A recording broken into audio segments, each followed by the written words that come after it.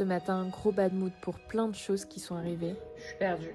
Du coup, j'avais renvoyé ma robe blanche à l'atelier parce que elle est devenue jaune. Et là, ils m'en ont renvoyé deux. Mais elles sont pas propres toutes les deux. Donc je comprends pas.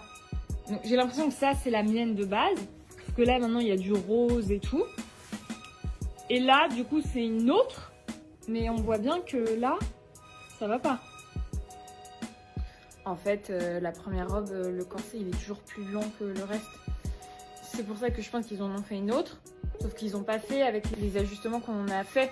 Donc, quel est l'intérêt? Putain, ça me fait chier parce que du coup, maintenant, j'ai deux robes. Ça me prend de la place. Et puis, je vais sûrement pas les porter. J'ai le seum.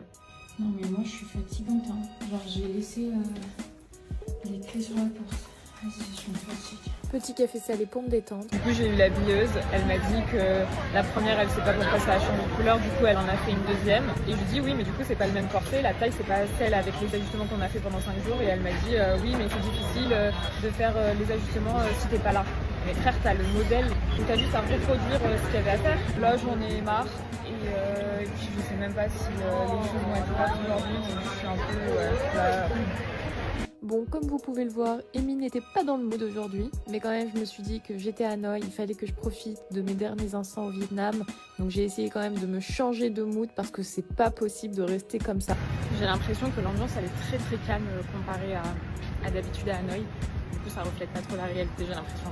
Et ça allait tout de suite mieux quand j'ai vu tous les Vietnamiens se préparer pour le nouvel an, c'était très agréable à voir. Même si Hanoï est différent aujourd'hui, au moins je peux voir quelque chose que je n'ai pas l'habitude de voir, le nouvel an lunaire. Je me suis baladée, je suis allée voir la Train Street qui est plus touristique que celle que j'avais fait la veille, et les cafés sont trop cute. Et j'ai été chanceuse parce que le train est passé à ce moment-là. J'ai passé ma journée à manger de la street food locale, et quel bonheur de manger du fromage. Ensuite j'ai continué à me balader, je suis allée près du lac, et c'était incroyable. Tous les Vietnamiens étaient là en train de se prendre en photo, en tenue, et c'était vraiment très beau à voir. Ensuite, j'ai chillé et je suis allée vers 22h30 me poser pour voir le feu d'artifice. C'était merveilleux, j'avais un spot incroyable. Franchement, j'ai été super reconnaissante de pouvoir voir ça. Et d'ailleurs, ça m'a confirmé que je devais pas stresser pour mon visa, donc j'ai pris un billet d'avion. Et je vous avoue, ça m'a soulagée financièrement et moralement. Sur le retour, j'ai vu que tous les Vietnamiens brûlaient des choses dans la rue. J'ai le seum, je suis arrivée en même temps qu'un couple à mon Airbnb. Et en fait, le Airbnb, t'arrives par un magasin.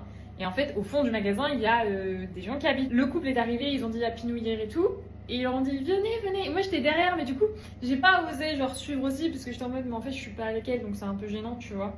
Et elle leur a proposé genre des trucs du nouvel an et tout, et elles ont décliné parce qu'elles étaient fatiguées. Mais j'ai le seum, genre si j'étais arrivée toute seule, j'aurais grave voulu en célébrer avec des locaux, quoi. Trop le seum. Du coup, c'était Netflix et bonne nuit.